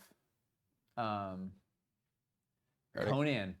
All right, I gotta roll this giveaway. Oh yeah, we still haven't done that. Yeah. Nope. Give it away now. Chris Garner. Chris Garner. Woo! Congrats. I don't think you've won before. Let me see if we've got your email. Weird. You're not. Okay, I'm gonna whisper you on here real quick. No, let me get a couple things so we can start just roughing in some ideas. All right. I whispered you. Whenever you have a chance, go ahead and just let me know what email you want it sent to in the whisper, and we will get that out to you. For some to watch the streams, some people have gone like 5 years without ever winning. It's for some people, it's just the whole thing with it being randomized. It's all just random chance. Proof that we do not rig things here. Or that we do a very good job of rigging I should get some breakers. Breaker. Let me get the breakers before I rough these in. Breaker. Do you read breaker? I dropped it. All right, this is going to be fun. What do we got? So got a half hour. Okay. I should actually get some terrain on the table. How you guys doing? How's life? What's going on? Has already been. Yeah, Finley took forever to win. It's really surprising. Straight. Water wheel on an island, bottom right of the map. So the bottom right, we're planning on having a lighthouse that's kind of attached to the larger castle. Let's see. The only one was a daytime stream during Starforge with about 20 people here, but I know there are others who haven't had anything. Yeah, during campaigns is definitely the easiest time to win. We do so many more giveaways, and there's just so many more streams. And especially if you go to those early afternoon ones, we always have less people because so many people are at work.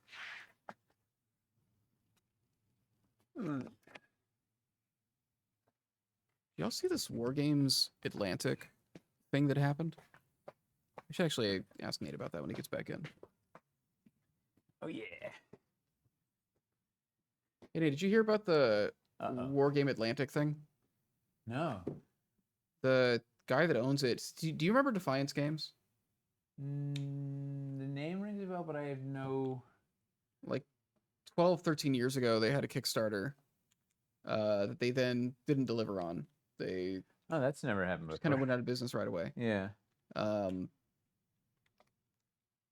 Wargame Atlantic basically just posted today and revealed that the guy who's been running it is the guy who was behind Defiance, Oh. and that he had been screwed over by people he was working with back then and had been trying to figure out like how to fix it. So he started Wargames Atlantic, like hiding his identity. To try and make money so that he could make right. Yeah, and so the big post was him revealing that it was him and that This is real? This isn't like that he made enough money back to now give a refund to everybody who backed that campaign like 12 years ago.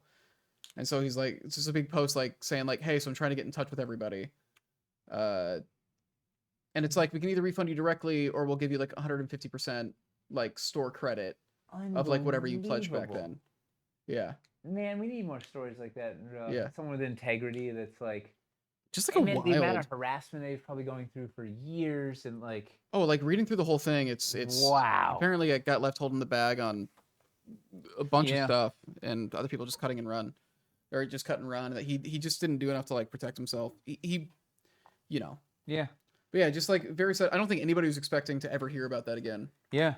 He just popped out of nowhere. There's a bunch of Kickstarters like that where, you know, the thing just didn't work out and you're like, well, I chalked that up to a loss and they just go quiet.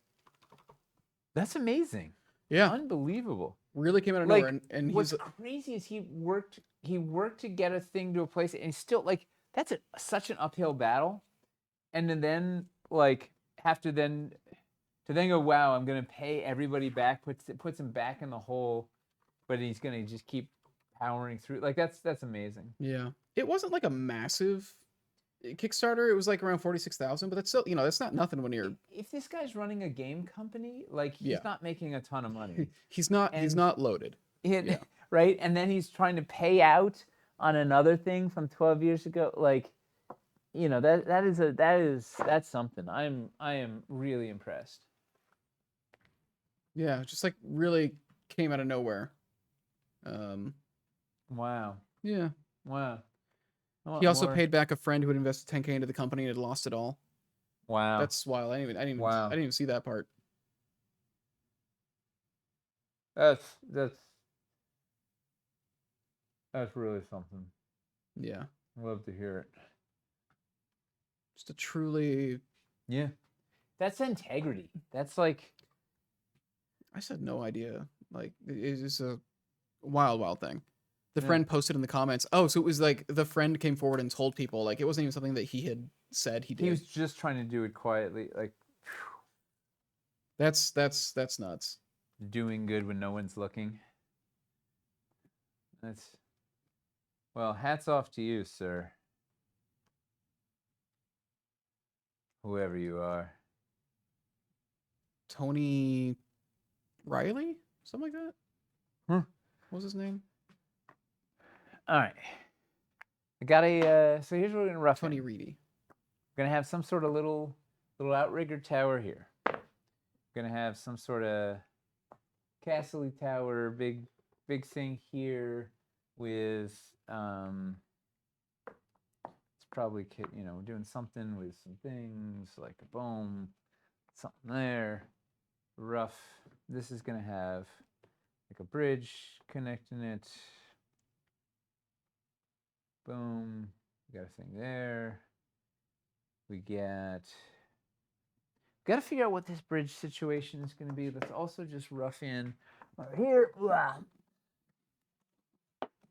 So this is like, I like to just slop stuff in kind of as fast as possible to get a shape and kind of an idea, and then you refine and, you know, iterate from there. But just sort of like, just slap some stuff down to get just a bare, you know, just a core core idea of how this thing might work. All right.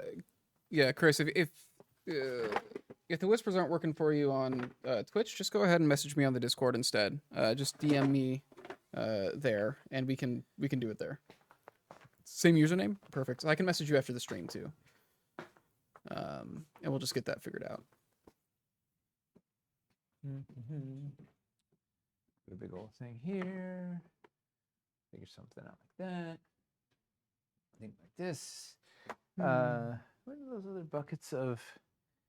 I swear I had a whole bunch of other escarpments. I don't know. I'm gonna say we got something here. We got fancy.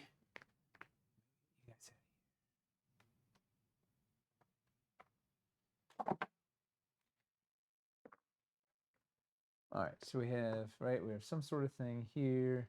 This is our standard for fancy house. So we right, 'cause it's got a tower.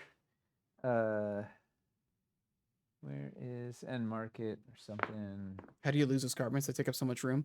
You haven't seen The Office. These are facts. Piles. Yeah, we can lose anything in here. I think it's better if people don't see The Office. You might lose faith. Oh.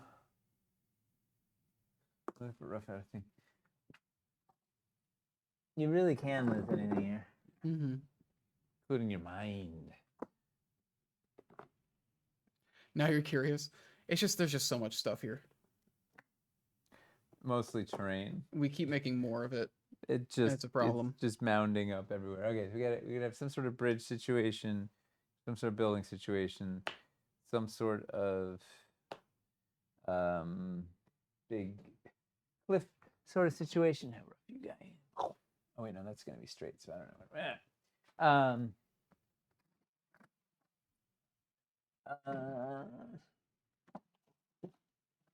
And it's not like I lost any escarpment. It's like a little bucket of escarpments. I don't know where I had it somewhere, and anyway, it doesn't matter.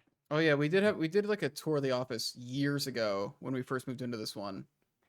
That's been before I think we even had the production media game room. Yeah, it was when we were ramping up for Wildlands, I think. Yeah, we should do another one. A little like. Oh man. Here's a taste. Here's a taste of the madness. All right, I'm gonna rough you in. Do a thing there.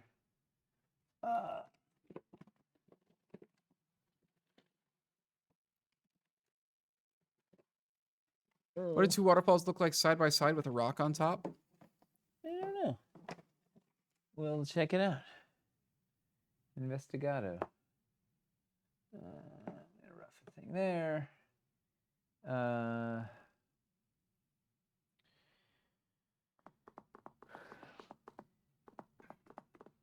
Okay, you're gonna be low town down yonder. I'm gonna make a mill, but we'll get there.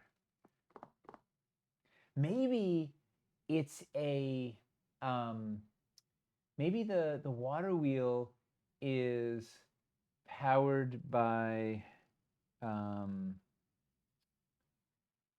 it's a little stream with the grass banks, right? Like it's a quaint little brook versus the raging river. Like we can do like a dainty little thing. And we just paint the dirt paths to look like a river. Oh boy. Yeah, Amy, send us those dirt paths that you painted. Art, you were at the old office. It's even cooler now.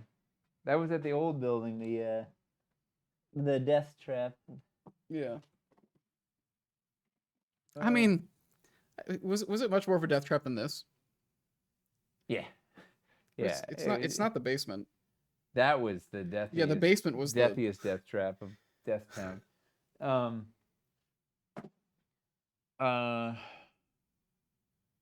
All right, so I'm gonna rough. Maybe it does want to be all the way out. We do one more. The stream is out here. We're gonna do a little. I like a little stream using the grass banks because that showcases the grass banks. Oh, do we have a little stream that goes into the quaint pond? Right, we go a little Yeah. stream into the pond terrain tray. Can we And sell that? Does the water? I don't know. We'll figure it out. Well, one way to find Looks out. like- yeah. We can put. I mean, we can put 2 of those ponds together. I put 2 together and they look fine. And if we narrow the banks to make it narrow, and then it opens and like put a mill on it. I think there's a thing there. All right. So then we've got.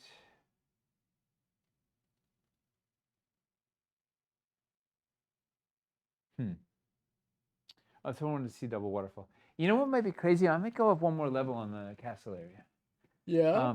Yeah, I don't know. Well, like, just like we gotta go big. We're going to Philly. We're already going big. This is already big. We can go half this and we'll be bigger than anybody else at the convention. Bigger. It's not Bigger. all right. Okay. We They need to be able to see us. we don't stay ahead of the competition by not going bigger. There's nobody doing anything like this. Well, that's there's all nobody the reason. There's nobody to stay ahead of with this. But then they'll see this and go, "Well, we shouldn't even try because that they went up 3 levels with that castle. We're outclassed." Right? That's what they'll think. Nobody. Okay. Yeah. All right. That, Why not? they're gonna go, "Oh man, I was gonna start a train company, but 3 levels." That's who we want to be. We want to be somebody who Yeah. convinces people Does it not to get into the hobby. Gatekeep That's what we want. the That's what we want to industry be. by making the build too big. I think there's a future in that. Oh, I didn't bring a. Darn it! I need to get the other one. All right, so we could. I can't think of anybody who has carved out a comfortable niche for themselves by shutting down competition. Yeah, right. That's not a thing people do. Can't do that in gaming. Can't do that in life. Nobody would act like that. That would be Can you tell that we've gotten increasingly bitter this year? unethical. Right. What could have caused that? Yeah, I don't know. Yeah, I think maybe there's a better term than bitter, like outrage. Morally, righteously angry. Radicalized. I think radicalized is worse than. All right. Microsoft enters chat. We are competing directly with Microsoft. You know what? I'm gonna run into trouble with this because we're gonna want to go all the way to here, but then the water. Let's see. It might feel funny. I might. Sounds like you got it. Oh, because you're doing double. Well, if I do the double, if I do the full 2-inch drop, if we removed the I need to get I have 2 of the same. If we removed the 2-inch drop and had just did a 38 millimeter drop, we could put these side by side like yay, right? But and then put a rock in the middle. But right now I'm trying to do a full 2-inch block, so I need the extra. I need the spill out on the bottom. So, but there might be hope here yet. Despite everything. Yeah, despite. So what's fun here is, if we use the if you use the horizontal rod to put like a jumpy stone off of that one that can take it, then we can kind of make like a little jumpy path across the waterfalls. Yeah. Well, this is begging for, right? There's like a cool. Put a bridge support there. Put some sort of big cool something there. It could be if we're supporting and put some rocks. That kind of cobblestone urban elevation plaza thing. It could be a support beam there or something. Yeah, there's definitely something. And then we could these aren't the right pieces, but we can we can definitely turn this into like the lower thing. Like I think it's pretty cool. It feels like a big. That's a good idea. I think I think we'll chase it. It just feels like a grand. We're gonna go chasing waterfalls. Don't go chasing waterfall. But we're literally all right. I don't know, some sort of thing there where it's like, yeah, the rushing. You can feel the power. Power. Hmm.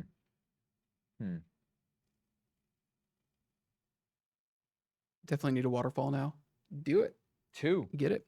Well, I think just getting the 1 deluxe waterfall pack gets you both of them, right? Maybe. Because we ended up just making the waterfalls the 1 pack because it didn't make sense to have both the basic and the. Yeah. So maybe we should just change the name to not be Waterfalls Deluxe. Just make the Majestic Waterfalls pack. All caps with an exclamation point. Majestic Waterfalls. Don't chase. Yeah, it comes with. Does it come with 2 spillouts? Wow, yeah, it's 2 spillouts. It's the 2. Wow, so it is double. It's basically everything. Double rainbow. It's basically everything you're using here. It's Yeah. two of the cutouts, 2 of the spillouts, and then 1 of each of the. It's like exactly what you're using. Well, there we go. We should sell that as a set. Woof. Good idea. The price increase was not kind. Not kind to that one. Yeah, it's actually a little staggering. Well, set up the Harvest Master's hut to gather some tariffs. You think 1 cutout? Yeah, the thing shows 2 cutouts. That's awesome. 2 cutouts, 2 spillouts, 2 waterfalls. So 2 cutouts, 2 spillouts. So you can double high. It gives you all the options. All right, this has got some potential here.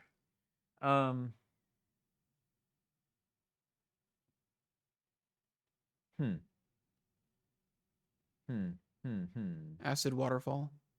You need it unpainted. They are out of stock. Luckily we're not getting any stock anytime soon. So we got that going. I'm excited to pay 145% tariffs on a piece that we sell for 217. Oh. Everything's fine. It's great. We love it. This is not sustainable, which is good because it means that it won't be sustained, right? Right. Logic. It went out about a week before I did my big order. Oh, rough. Yeah, it has 2 spillouts. It's got 2 cutouts. It's got everything you need to do what he's doing right now, basically. It's everything you need is part of your complete breakfast. It's why because we used to have we had the basic waterfall pack before, and the thing was, it just kind of felt like it didn't actually. There was no point for the basic when you could just go. I think we fully. You got to commit. Full waterfall. Yeah. They're really nice though. Everybody could use like everybody would want to get that pack at some point if they're doing mountain builds. Yeah, I think I'm going up another level because I want the bridge up high, like get clearance, because I want to do this I think there's something really neat. This double waterfall, cool idea. It lets us go high, and then also lets us put a little cave, do something. Right, talking about putting something underneath the bridge, I think is great, which means the bridge wants to be at least this high, which means we're going up 1 more level here, which I'm all in favor of.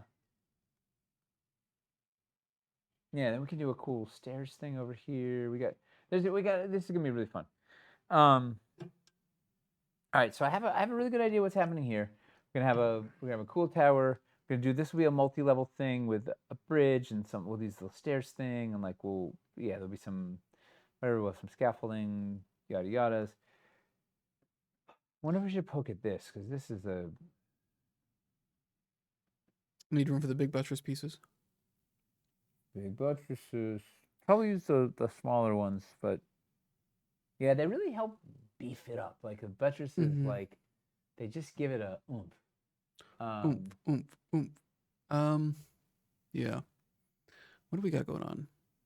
So you're wanting to work on the dock part? I think so.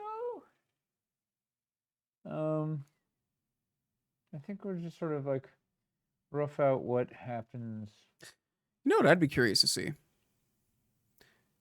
Is there a way to combine the kind of dock setup for scaffolding with the palisade wall set up for scaffolding, where like it comes down, the dock comes down from that, or like it's palisade walls with like a gap for the docks to come out or something. So what you're saying is like double down on making people want scaffolding because Yeah. we're using it both as a dock and palisade all in one build. And it kind of shows like this, The it versatility. shows like the Lowtown and the Cities Reforged use cases for Yep. scaffolding. What I'm worried about now is the dirt paths. Like, I want to make sure we show What they can do. I think the easiest way to use that is going to be with like the orchard section. Yeah. Honestly, setting it, if we look at kind of the way that you did that river dirt path build, The wilderness one. yeah, like near the end of it forded there was a little path in the foreground that forded the river. Yeah, if like the orchard was on the other side, was on one side of the river, and like the rich district was on the other side. Yeah. Because it's showing the banks, the grass banks. Yeah. Yeah. And you can have like dirt path that then opens up into like patchy dirt or I guess actually it would need to turn into full grass if you wanted to set up the orchard because that's got the pole accessory holes. Yeah. The dirt doesn't have pole accessory holes in it, yeah. The paths do, but not the paths the do, but not the packed dirt. Yeah. You know what I'm thinking? Maybe our ode to the class war becomes everybody's middle class. Like I'm thinking. So it becomes I think we might like because I'm gonna eat up trying to do this transition like this mud dirt low town transitioning thing with the amount of space we have and what we're trying to do. It might be better just to go seawalls into grass or grass, like forget being all ramshackle and rundown and go just get kind of heavy, like class everything up. And I'm looking for a vehicle to, like, I want to have enough space because we have these elevation changes. It's harder to have enough space to do some interesting, like you want the paths to turn and do some T intersections and four ways and stuff. And like we only really have this 12 by 12s, right? Because we've got like a couple levels of elevation, unless this drops one more or whatever. So if this all becomes a place, like if this becomes a vehicle for roads, like there's just enough to do something neat with the dirt paths, particularly then if there's a couple of neat dirt path things, maybe one branches off. We do the ford over the little river here and go and stop trying to force in this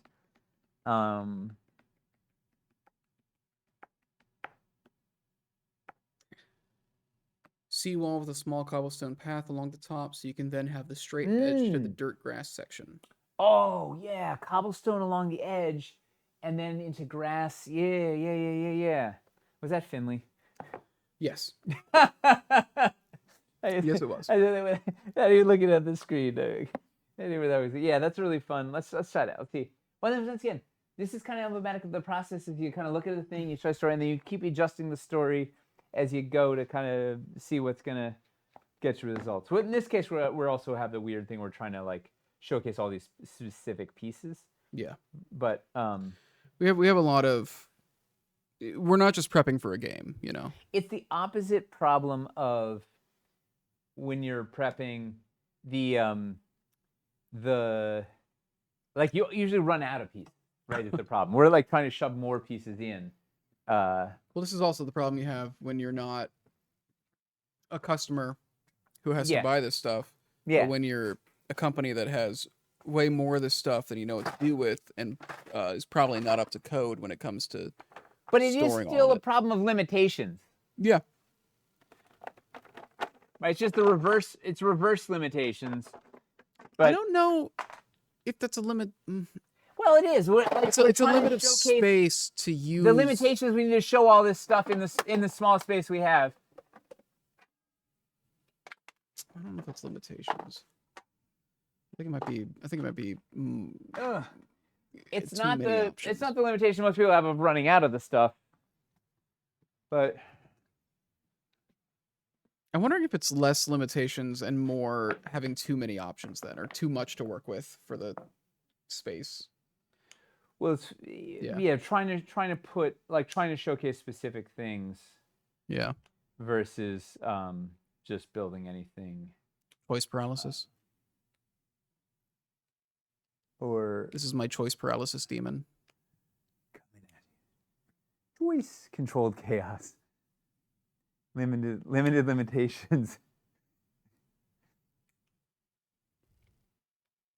Yeah, I think Finley, you're predictable at being clever. Yeah, the thing that's predictable about you is that you'll constantly surprise us with good ideas. So I don't know if that's Which really shouldn't predictable. be surprising then. So what do we right? do? What do we do about this edge of the seawall and the? I don't know. And this is part of the fun, right? Is we're gonna build to find out. Like, let's see if it works. I have no idea what's gonna happen yet here. Yeah. Like, what just do we gonna do? just drop a thing in and see if we're going in the right direction. And if not, then we'll try it. Yeah, just keep changing it until we feel like it's a thing. Do the 1x1 cobblestone risers? If we stack 2 of them, do they come up to be even with the waterfall? Should be, yeah. I wonder if maybe that. I wonder if we kick the seawall back a tiny bit, and then 2 of the 1x1s can kind of make like a solid wall there, and we just kind of build the cobblestone into the cliffside, and then you stack the next layer of escarpments on top of that or something. Repeat? If you've got like, if you've got like 1x1s kind of stacked here or something, we make like a solid cobblestone. Or we do this. Well, my theory was I can then, if I lay this, I'm trying to stay on because we're working on these. We have these hard 1-inch. Well, I have these hard like hard 12-inch. Because like we need a hard edge at the thing at the other side. I don't want to move this an inch back. So maybe we just have like a tiny for this thing is what you're worried about, or that? over there. Yeah, I think it's gonna have cobble, right? If it gets yeah. over, it's probably gonna be I fine. think it'll be right. We have something there, like, yeah. No, it would be like what you're saying would have been cooler, like if I didn't. It sucks. It's fine. No, I get it. If we didn't have to stay hard and true to the, you know what I can do is I can actually move this. Oh no, because then we see that thing. If I didn't have to worry about the far side of this thing, I like the idea of building in, like trying to integrate. But also we could also do something, replace this one with a stone or something and do a thing over there. I don't know. We'll figure it out. Rough it. But something like this is it's pretty exciting. Like the putting like right going. Although we have to figure out what the next level is, but like kind of grass into cobbles is pretty cool. That's pleasing. Like there's a. Oh, I don't know this front edge. We'll figure it out there. We're just roughing it. Okay, so this is the idea. Do we just put the fruit trees there? Yeah, I mean, honestly, I think we're just gonna end up putting fruit trees everywhere. That's fair. But I do like your little orchard. Like I think it's a fun orchard up there. I don't know, but we can pepper trees around and then have one that's like concentrated or whatever. You can even have the dirt path going right up to the cobblestone, and it just terminates there.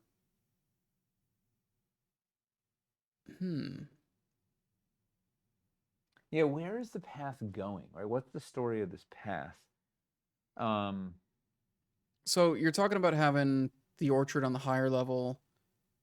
We've got one. We've got one more foot past the end of the table. I think this last level is just all going to be on table level. I'm thinking it'll be a stream. Like we'll be back. We'll be all at table level, and it'll be a little stream with a water wheel here with a ford right in front of it. Right. So like oh no, because this is the pond. Maybe the pond is here. The stream is here. The ford goes across the pond. I think the kind of building that we're missing that makes sense for like a kind of like a lower town vibe is kind of the more rundown Thieves Guild style build Mm-hmm. with a lot of junk piled outside and kind of barricades and stuff. So maybe we've got a dirt path that goes out, opens up into a fully dirt area at the end, and that's like a guild house or That's the slum. Maybe we kill the the mill and do a slum over there or something. or You know, maybe the the other thing that this causes wonderful trouble with, mhm. so you're saying the heights are going to be,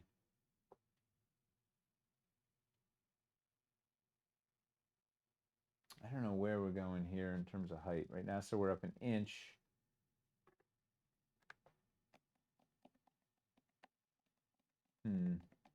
Where does that land here? So we're like one bank short here, but we're going to put floor up there. Unless maybe this becomes a sculpted cobblestone battle board. Like this is that upper cobble merchant area into You're like steps down or something. grass. Do a bank of some sort, right? We can put, or we could always put bank under here. But what's fun is, but if we put rock on top of this, we're achieving that thing you were sort of talking about before, where like it feels like it's going to feel more integrated because then you get see like cobblestone in and around the rock. Like obviously this isn't the right piece because it terminates hard there, but like there's something neat. Ooh, this guy. This not too big. Now, there's something. Because also, what's fun from here is we can do like this is begging for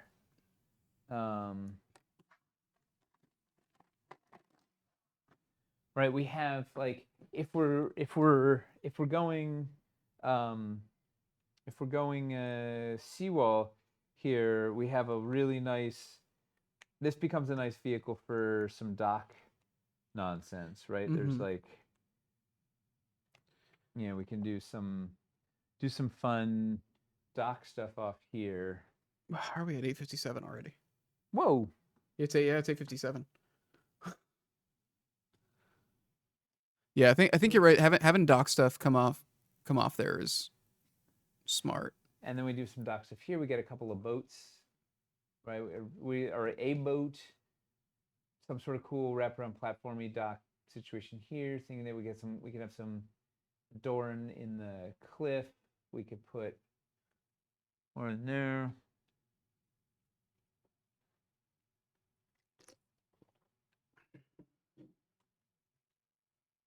It is 2 a.m. This wants to go into a building.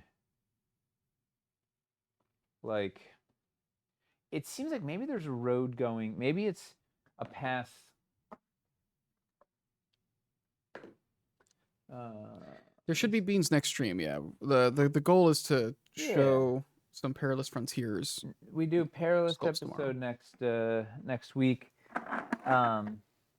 We do this.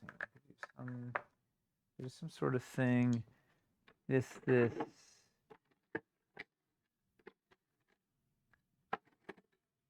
Right, so maybe this feeds into like this is like a big old warehousey type thing. We do a thing there. We have a T intersection coming off this way. Like, well, we could do that. This, something like that. There's something, right? If this is like a big building here, it's like kind of warehousey, and that can actually go right up against this. Path looks nice. This is a neat transition. It's like it sells because it's it can be a hard line because it's cobblestone, right? It was made there to be hard. All right. Well, we already wrap up. So, Hamster's hobby hang tomorrow night? Probably. Okay. He tends to make the call like the day of. Do we any idea what he's hanging? What's his hobby in? Man, just whatever he's got on hand. Just random, whatever minis he happens to be working on. Well, there's that to probably look forward to. Yes. Next week we're gonna we'll go back into Perilous Frontiers. We'll take a look at I don't know. My goal is to show you some actual pieces, so you can get a little taste of what's to come.